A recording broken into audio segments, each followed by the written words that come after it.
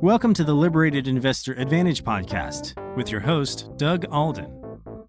In this podcast, we help you deal with and understand the uncertainties of investing and financial planning.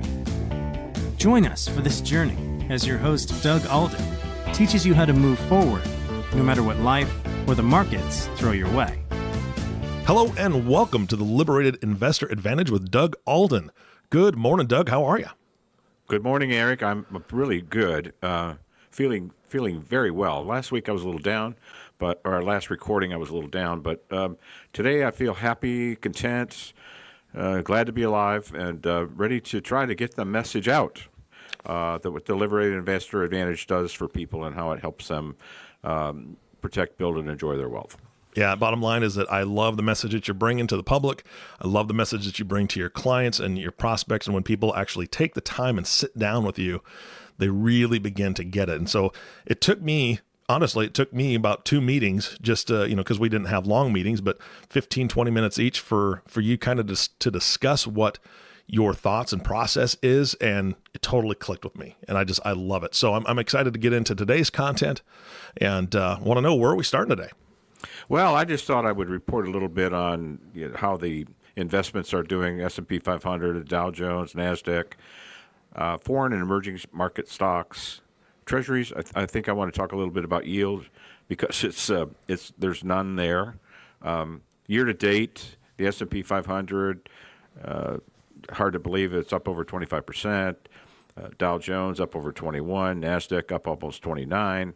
Foreign stocks are doing well, surprisingly, when you consider that Europe is dead, okay, as far as economics is concerned. Yeah. Up over 18%, and emerging markets have started to come into play. The reason I bring that up is because it's good to have money in all of these categories.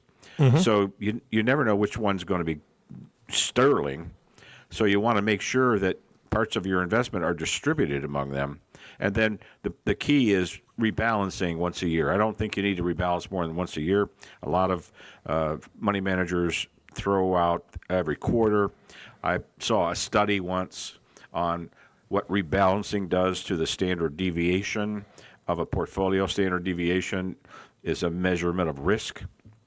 And from the quarter to twice a year to once a year, there was not a marginal difference. So we do it once a year. We let the stocks run for the year, and then we kind of rebalance back into the original distribution of those assets. So we have some. We even have some in the bond market too. So we catch a little bit of the interest. And that, by the way, the bond market's having a pretty good year too. So what you want to do is you want to put the portfolio together so that you're exposed to market risk. Mm-hmm. And always, in my opinion, and remember, investing has risk, and past performance is no guarantee of future returns.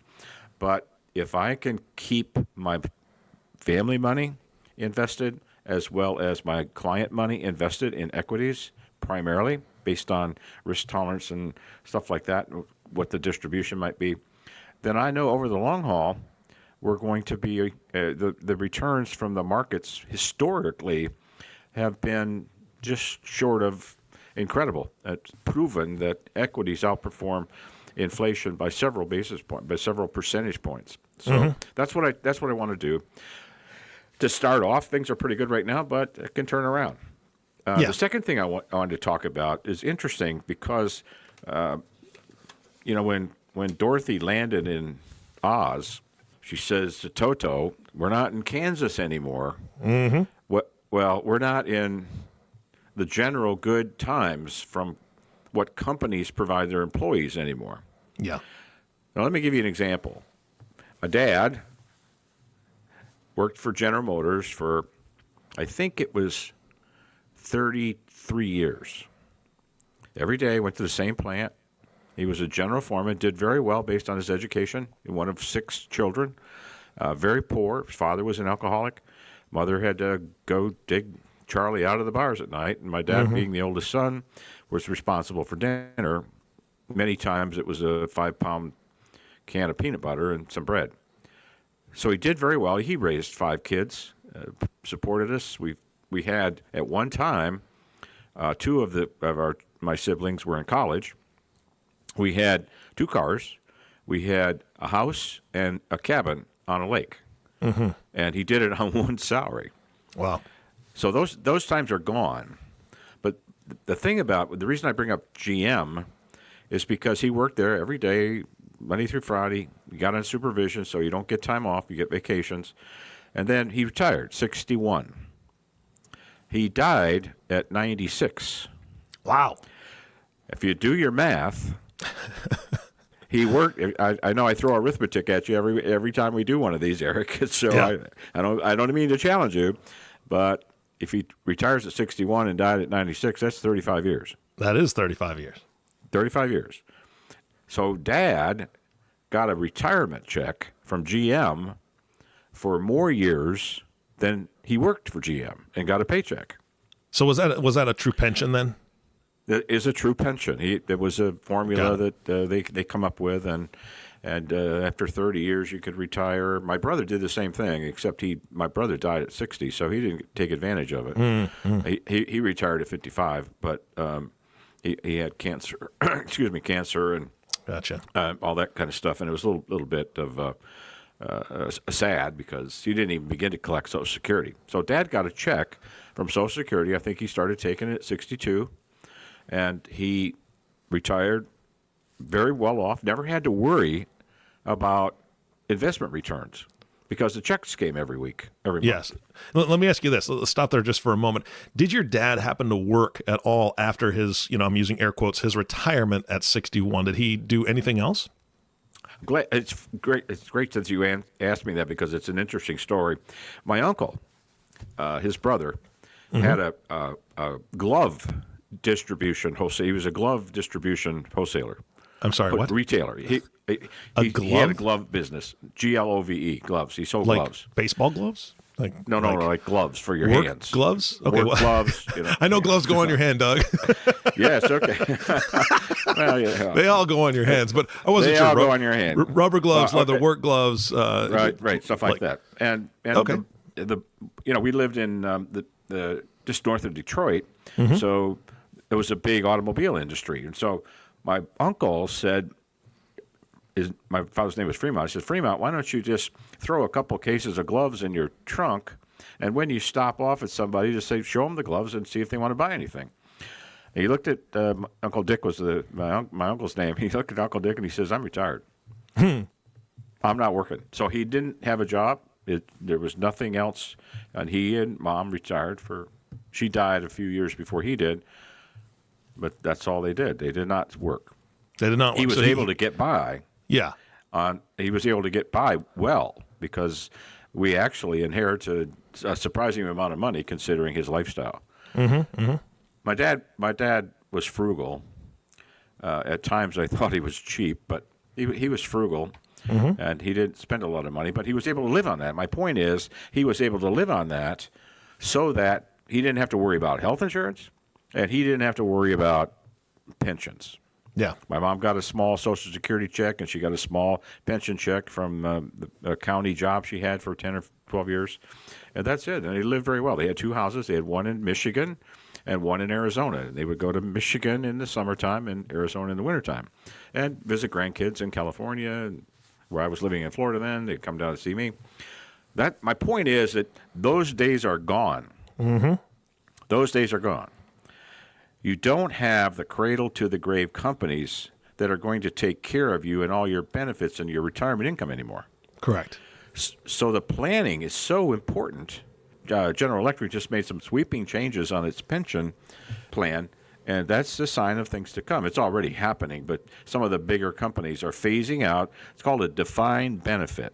Mm-hmm. You work so many years, and you get like $200 credit for every year you work for a monthly income. So if you work a year, you get $200. You work 2 years, you get $400, and you have to be vested in all those qualifications.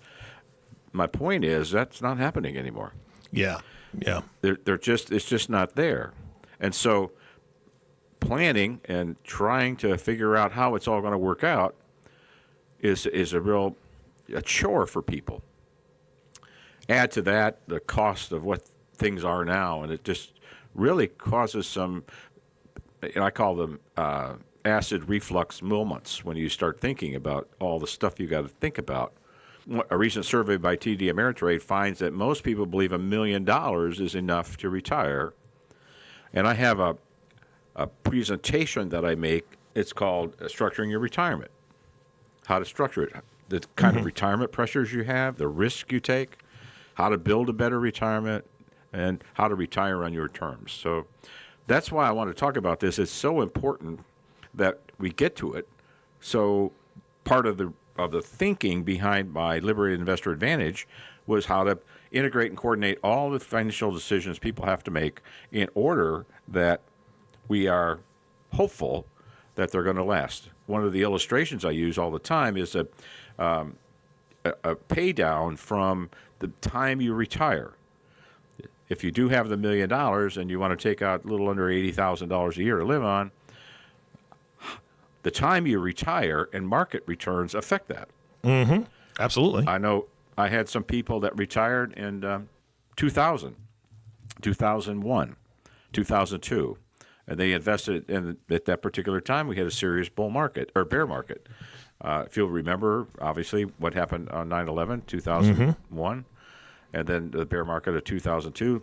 Tax laws got changed. Taxes were reduced. Market started taking off in 2003, and it went all the way up until the crash of 2008 and 2009. So it just depends on when you retire, how much money you can take out. And that presentation is called A Sequence of Returns, and I'll get into that in future podcasts, but I don't want to spend time on it today. I want to get back to my process where we can take a look at the remaining steps. If you listen to podcast number 5, you'll know where we left off, and you'll be able to pick it right back up. If not, my telephone number is 828-668-0665. Email is doug@theliberatedinvestor.com, and the webpage is theliberatedinvestor.com. So with that, I'm going to take a deep breath and move on. All right. Yeah, let's absolutely get into the process. When we left off last time, I was going through my process, the Liberated Investor Advantage, and we ended with the new present position. What that means is we've made some adjustments. We've re-engineered, if you will, some of your financial positions, and then we reallocated some of your strategies. Keep in mind, I try to do this at no out-of-pocket costs, which means no increased out-of-pocket costs for the client. That means that I'm just taking his current resources and what he's spending, and by illustrating the lost opportunity costs that he incurs on various strategies and how vulnerable he is to market conditions, we want to build some protection in there so that he will continue to increase and build wealth. Let me give you an example. This is a very, very important point. My wife and I have an investment account, and from that investment account, all of our life insurance is paid for. I don't have any out-of-pocket costs on an ongoing basis for my life insurance because the investment account, the dividends and interest that it earns, pays the life insurance premiums. Okay. Now, if you take a younger person, let's say in his 40s, and he's contributing to his 401k, and he's putting everything he can into it, and he maybe has some savings, he may have some other stuff, but if he were to get sick and out of work for a year or so, guess what happens to the 401k? It's based on earned income. Yeah, absolutely. So you can't put any more money into it. So that mountain chart that he's looking at every month or every year when the 401k guy comes around will be offset because there's no additional money going in there. I talked about the exponential curve last time. Everybody has one, and a disability will definitely affect your exponential curve and your accumulation of income potential down the road. You just won't build it. So now if he has some life insurance and it's designed properly, then those deposits into his life insurance continue to accumulate in the policies. And so that's an added protection against losing all his wealth. Yeah. So once that master present position is in place, the next thing we have to do is we got to make sure that all the people that are involved in all the financial decisions, in other words, his financial advisor team, works in unison, and they're not pulling against each other. I always talk about, back in the days when I was growing up, we had V8 cars. You know what those are, Eric? Oh, yeah. My first car was a big old V8. What was it? It was a Ford Thunderbird. It had a 464 barrel in it. Wow. I got like 6 miles to the gallon. 6 miles to the gallon? Yeah, pretty much 6 miles to the gallon. Yeah. Yep. Now, I had my wife has a 8-cylinder V8 Toyota Tundra, and she gets about 3 gallons to the mile. So it's a switch, but she loves it, and she's high up and she's protected, and that's wonderful. That's right. Anyway, we want to go looking about building your team. It's part of our commitment to make sure to provide you with the capabilities to simplify the complex and to improve the clarity of your financial world in which you live, in what you're trying to accomplish. The advisors you select should bring an expertise in their specialized areas, but sometimes they're going to go in opposite directions, and we want to provide the integration and coordination so they're all operating in the same path. The example of the V8, I used to use this when we had them, but if you're not tuned up very well, let's say you've got 6 cylinders pointing north and 2 cylinders pointing south, what's the net output? Well, it's 4. It's half of your potential. So just by tuning up the 2 cylinders that are causing the drag, you double your output. Yeah. Well, no, the same way with your finances. Same way with your finances. If you tune up the finances so the drags are not causing you as much difficulty as I illustrate, then you're able to go faster. A perfect example is automobile and homeowners insurance. I had some clients who had 2 quick claims because of wind. We live in North Carolina in the mountains. There are a lot of trees up here. Every now and then my granddaughter visits me from Florida, and she says, "Wow, these are a lot of trees up here, Grandpa." So, yeah, there are. Well, anyway, the trees fell and damaged the house, so they were minor claims. The last one was barely above the deductible, and they turned it in. Well, guess what the insurance company did? Up to rates. Canceled. They canceled. Wow. Oh, sure. Yeah. Repetition of claims on a homeowner's policy. Yeah. Same thing with it. Anyway, you pay the auto premium, you pay the homeowner's premium, you hope you never have to use it. All that money goes to the insurance companies, doesn't go to you. So it doesn't build any of your wealth. And there are many other strategies that do the same thing. Term insurance is one of them. So by making sure the team is all on the same page, you're able to actually kind of accelerate. So that's the step number 6. Step number 7, 8, and 9 are really good. It's called the reality checklist. It's a tremendous tool for creating energy and positive momentum and really a sense of accomplishment. It identifies the achievements and provides clear direction on which way to head.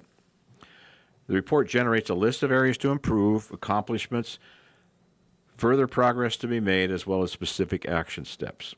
It's a master list, if you will, and I've got one in the book. It's a sample, and it provides a focus almost for you to be able to see what you're doing and where we are, where we want to be, next step, and specific action. And I've got 8 on one page, and sometimes I fill out maybe 2 or 3 pages.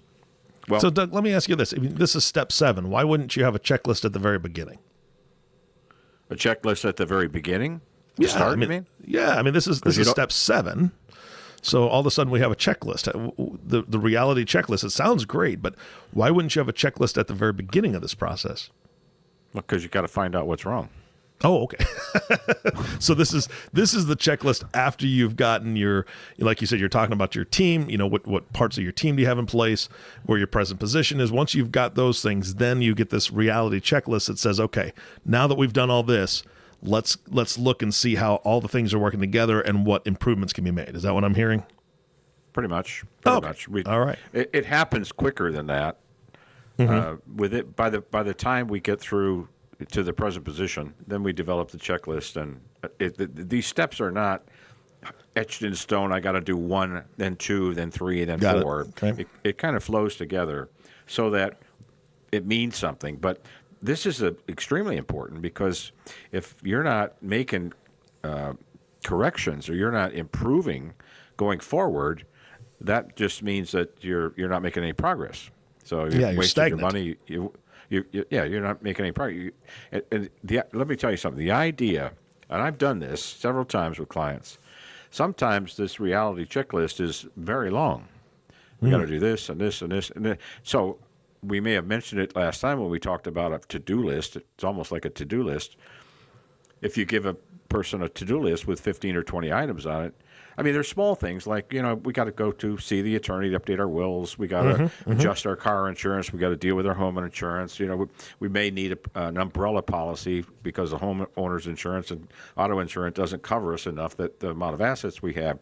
Our disability may be, lacking or inadequate. Our health insurance, pretty much what you get. Can't do anything about that. Look at their life insurance, or maybe some adjustments on their life insurance, maybe some adjustments on their savings patterns. So, but once I get into the current present position, that's when you just see what everybody needs. I mean, it's pretty clear.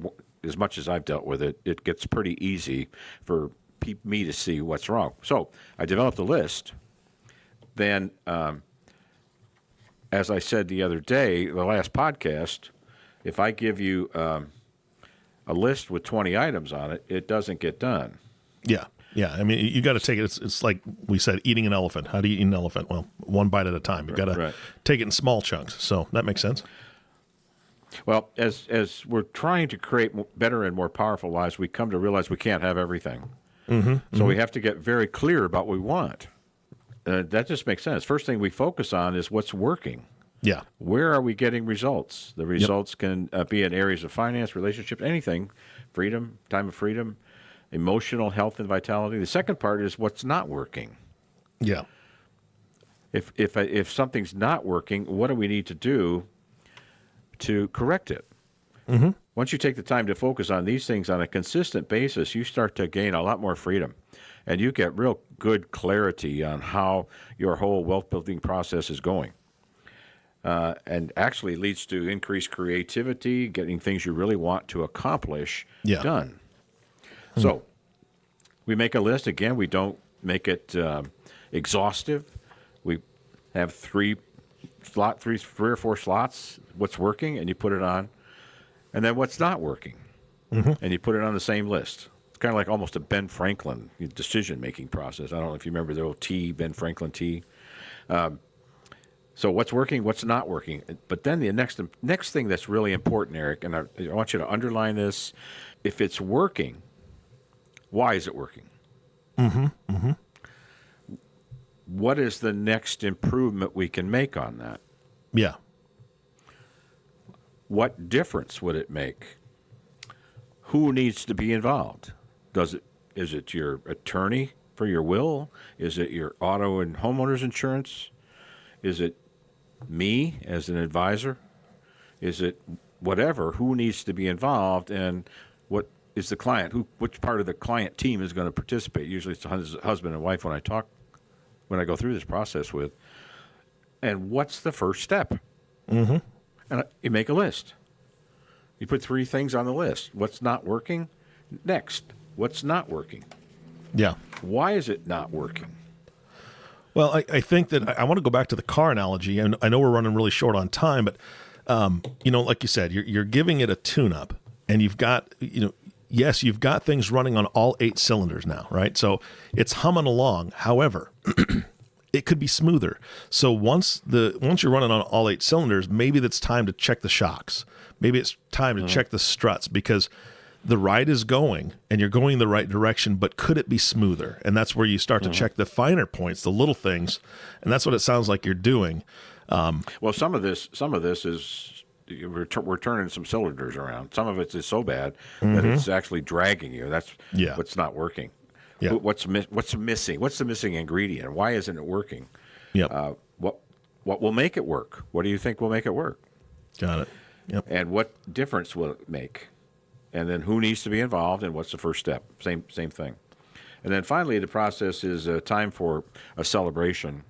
We want to enjoy the work that we've done The journey. once a year. Yeah, absolutely. The achievements is a collection of your accomplishments from your LIA reports and your focus and all the work we've done during the current 12-month cycle. Mm-hmm. Remember, I started in 3 years. Now we're down to 1. Yeah. It's a cause for celebration and applause. I think I mentioned this last time, but I had a couple of clients who gave me what they wanted the ideal world to look like. And after we had been working for quite some time, I got that old chart out and I put it up on the wall when they came in for a meeting. And one of the things was that one of the clients wanted to get a gourmet kitchen so he could cook. Yeah. And the other part of that team wanted to be able to paint. And they both smiled because it had happened. That's celebration and applause. We ought to be happy about that stuff. Mm-hmm. And it's foundational for the future, because if you keep doing this over a long period of time, you're going to have a pretty efficient accumulation and understand how to really build wealth. Yeah. And so that's the entire process. And then the next year we just start all over again. Okay, what do we got to do now? Maybe you've gotten a raise. Maybe you've changed a job. Maybe you've inherited money. Maybe your wife's sick. That same couple, wife got very sick, so she had to step back from what little employment. She didn't have a lot of employment, just a small part-time job. So she had to step back from that and be concerned about her health. Yeah, but I mean, it changes things. It doesn't matter what kind of employment it is. It's going to make a change, to the overall picture. So you need to be able to pivot and adjust for sure. That makes sense. Right. Yep, it sure does. So that's that process. Yeah, that is a wonderful process. It's 9 steps for those that are keeping track. Again, go back and listen to that the last podcast, which I believe is podcast number 5. Listen to that. Right. Hear the first steps. You've gotten the last set of steps right here up to the celebration, which is where I know Doug wants every one of his clients to be at some point. We all want to be there, right? And we all want to be able to celebrate the victories and the things that we've done. Any closing thoughts for today's podcast? Yeah, just one comment. I don't think anybody, when they start their career, wants to end up broke. Yeah. So planning is a very important thing. This isn't Kansas anymore. We're living in a very new world. Money is fungible, and money goes where it's treated best. So you want to protect, build, and enjoy your wealth. Yeah, absolutely. Doug, thank you so much for your time today. You bet. Thank you, Eric. You bet. And thank you all for listening to the Liberated Investor Advantage podcast with Doug Alden. If you have not subscribed to the podcast yet, please click the subscribe now button below. This way, when Doug comes out with a new podcast, it'll show up directly on your listening device. This makes it much easier to share these podcasts with your friends and family. Again, thanks for listening today. For everyone at the Liberated Investor Advantage, this is Eric Johnson reminding you to live your best day every day. And we'll see you next time. Thank you for listening to the Liberated Investor Advantage podcast. Click the subscribe button below to be notified when new episodes become available.